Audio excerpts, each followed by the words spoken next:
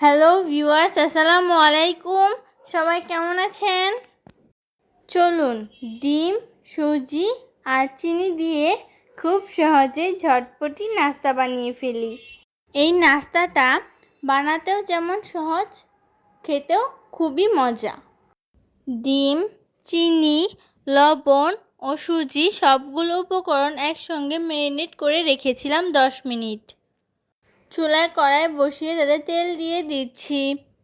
তেলটা গরম হয়ে যাওয়ার পর ম্যারিনেট করে রাখা সুজিগুলো দিয়ে দিচ্ছি। মিডিয়াম আঁচে ভাজি করে নিয়েছি।